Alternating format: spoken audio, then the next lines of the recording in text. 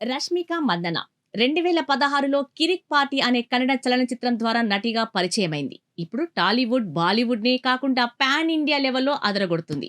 Social మీడియాలో కూడా యాక్టివ్‌గా ఉంటుంది. ఇక తెరపై ఎప్పుడు చలాకీగా నవ్వుతూ కనిపించే రష్మిక మందన తనలో దాచుకున్న తీవ్ర ఆవేదనను బయటపెట్టారు. కొన్నేళ్లుగా తాను ఎదుర్కొంటున్న ఆన్‌లైన్ ద్వేషం, ట్రోలింగ్ గురించి మాట్లాడుతూ ఆమె కన్నీటి పర్యంతమయ్యారు.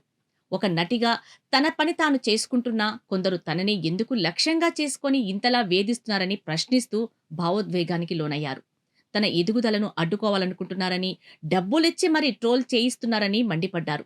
ఇటీవల నిఖిల్ తనేజా హోస్ట్ చేసిన వీఆర్ యువ ప్లాట్‌ఫామ్‌లోని ఒక ఇంటర్వ్యూలో రష్మిక పాల్గొన్నారు. ఈ సందర్భంగా ఆమె మాట్లాడుతూ, గత కొన్ని సంవత్సరాలుగా నాపై తీవ్రమైన ద్వేషం ప్రదర్శిస్తున్నారు. ప్రతిరోజు నిద్ర లేవగానే నన్ను ద్వేషిస్తూ వచ్చే నెగెటివ్ కామెంట్‌లే కనిపిస్తున్నాయి.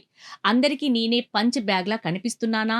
ఈ నొప్పిని నేను భరించలేకపోతున్నాను అంటూ కన్నీళ్లు పెట్టుకున్నారు.